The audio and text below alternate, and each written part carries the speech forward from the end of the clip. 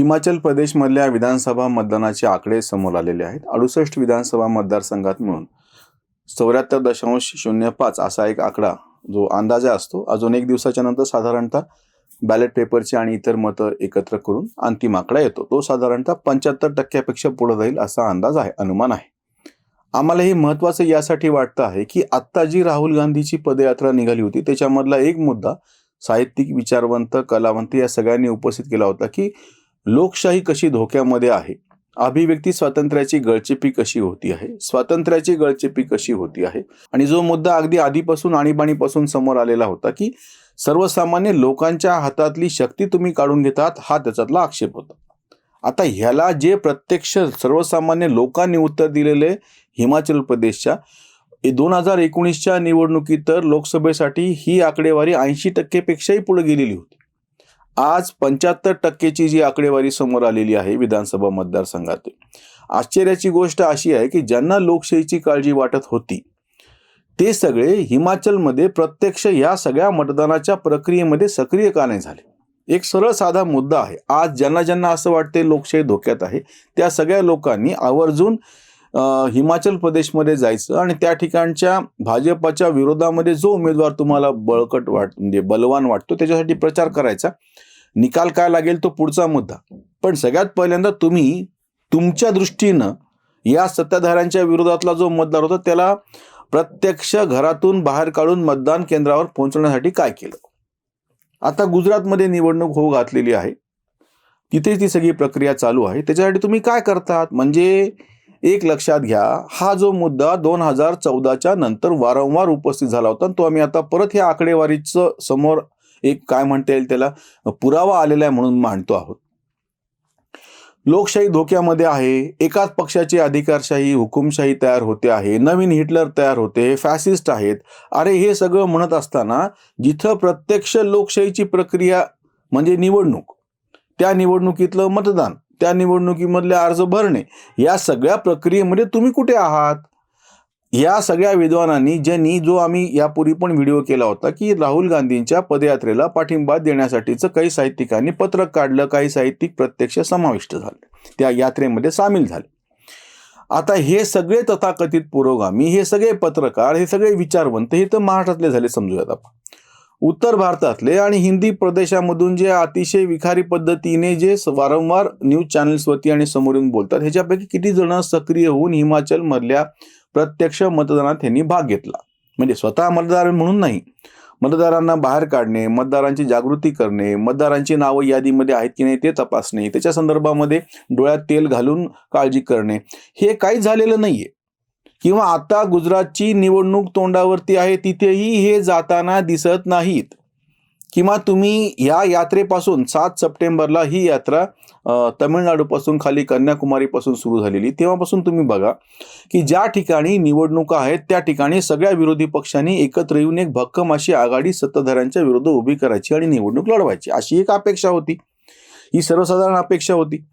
अशा वेळी आता हिमाचलमधील तर मतदान पण होऊन गेलं ना, त्या ठिकाणी तुम्हाला असं एक तरी ऐकायला भेटला का, एक तरी व्हिडिओ तुम्ही बघितला का विरोधी पक्षांच्या नेत्यांचा आणि त्यांना पाठिंबा देणाऱ्या तथाकथित सगळ्या लिब्रांडू पत्रकार विचारवंतांचा की हिमाचलमध्ये 68 जागा आहेत आणि ह्या 68 जागांमध्ये भाजपच्या विरोधामध्ये हे 68 उमेदवार ज्यांना आम्ही पाठिंबा देतो आहोत. काहीच नाही.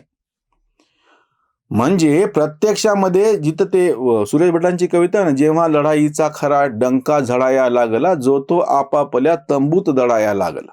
जिथं प्रत्यक्ष ज्याला लोकशाहीची लढाई म्हणतो आपण, जिथं लोकशाहीचं जे सगळ्यात वरवरचं जे चिन्ह आहे की निवडणुका आहेत, निवडणुका होत आहेत, स्वच्छपणे अर्ज भरले जात आहेत, प्रचार केला जातो, ह्या सगळ्यामध्ये तुम्ही जर सहभागी होणार नसाल तर तुमच्या बाकीच्या बोलण्याला कितपत अर्थ आहे.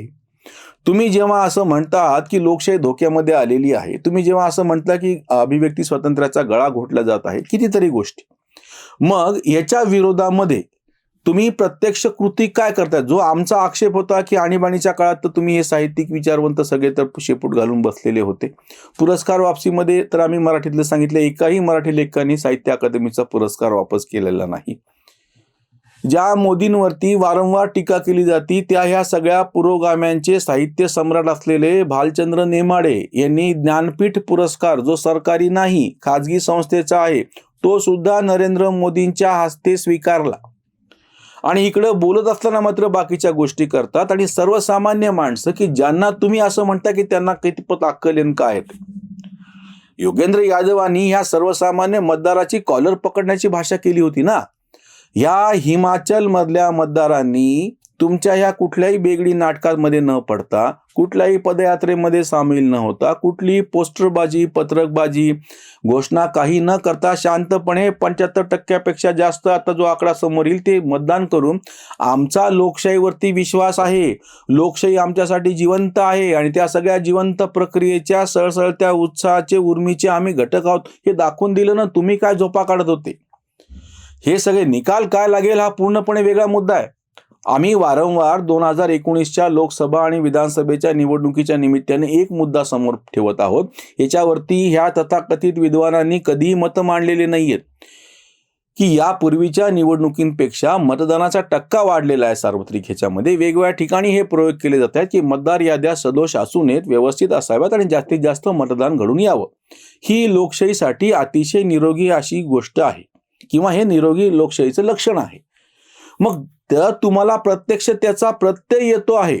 हिमाचल सारख्या डोंगराळ प्रदेशामध्ये की जिथे आता थंडी सुरू झालेली आहे, बऱ्याच ठिकाणी बर्फाला पण सुरुवात झालेली आहे, अडचणीची परिस्थिती असताना सुद्धा प्रचार झाला, सगळी गोष्ट शांततेमध्ये पार पडली आणि त्या ठिकाणी मोठा मतदानाचा आकडा समोर आलेला आहे. आता ह्याच्यावरती हे काय बोलणार आहेत. मी परत सांगतो की विजय कोणाला मिळेल हा मुद्दा पूर्णपणे वेगळा आहे, जो 2019च्या लोकसभेच्या निवडणुकीच्या आकडेवारीच्या नंतर पण समोर आलेला होता. विजय कोणाला भेटेल नंतर कळलं, पण प्रत्यक्षामध्ये जेव्हा मतदानाची टक्केवारी सुधारली तुम्ही त्याच्या का नाही बोलले. लोकशाही धोक्यामध्ये आलेली आहे, आता हे मोदी आणि अमित शहा काय सत्ता सोडणारच नाही, दंगे होतील, हे सगळं म्हणणारे कुमार केतकर वाढलेल्या टक्क्याबद्दल एक शब्द तरी कुठे बोलले का. हे सगळे पत्रकार आत्ता सुद्धा, म्हणून आम्ही तो हिमाचल मधला हा मुद्दा समोर आणतो आहोत टक्केवारीचा.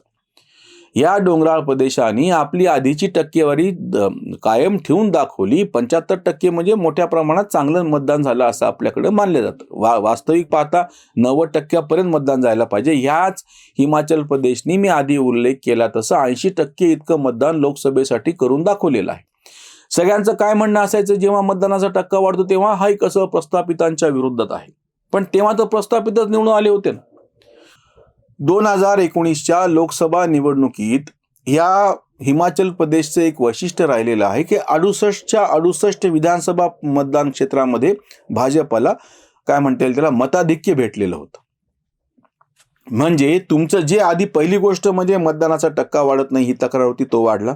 दुसरी गोष्ट म्हणजे जो कोणी सत्ताधारी आहे त्याच्या विरोधामध्ये लोक मोठ्या प्रमाणात काय मैदानात उतरतील ते झालं नाही, त्यांच्या बाजूने उतरले. आणि आता तिसरा मुद्दा जो आता आम्ही सगळ्यांच्या समोर परत ठेवतो आहोत की या निवडणुकीसाठी अपेक्षा अशी होती की सगळ्या विरोधी पक्षांनी एकत्र यावं, एक आघाडी उघडावी, सगळ्या विरोधी पक्षांना पाठिंबा देणारे तथाकथित हे सगळे लिब्रांडू विचारवंत पत्रकार यांनी गोळा व्हावं, त्या ठिकाणी मतदानाच्या प्रक्रियेमध्ये अप्रत्यक्षरित्या सहभाग नोंदवून आपलं त्याच्यामधलं योगदान दाखवून द्यावं, हे समोर आणावं. हे काहीच घडलेलं नाही. आणि हे फक्त बाकीचे आताही सुद्धा ह्या पदयात्रेवरती चर्चा करत असताना त्याच काळामध्ये ज्या पोटनिवडणुका झाल्या त्याच्याकडे या लोकांनी दुर्लक्ष केलं. म्हणून जिथून प्रत्यक्ष पदयात्रा गेली त्या तेलंगणामध्ये पण काँग्रेसचा पराभव झाला, हरियाणामधली काँग्रेसची असलेली जागा गेली, बाकीच्या 5 जागा त्यांच्या नव्हत्याच हे म्हणायला मोकळे. आता ही ज्या ठिकाणाहून पदयात्रा गेली त्या ठिकाणी जर नंतर विधानसभेच्या निवडणुका झाल्या किंवा लोकसभेच्या निवडणुका झाल्या आणि त्या ठिकाणी काँग्रेसचा जर पराभव झाला किंवा झालेला नंतर दिसून आलं किंवा काँग्रेसनी निवडणूकच लढवली नाही, की जसं आता गुजरातमध्ये होऊ घातलेलं आहे की ते जवळपास निवडणूक न लढवण्याच्या मानसिकतेमध्ये येऊन गेलेले आहेत, उदासीन होऊन गेलेले आहेत. हिमाचल मधला मतदानाचा टक्का हा मोठ्या प्रमाणात ह्या सगळ्या लोकशाही विरोधी प्रचार करणाऱ्या लिब्रांडोंना धक्का आहे हे त्याच्यातून दिसतं आहे. इथेच थांबूयात. धन्यवाद.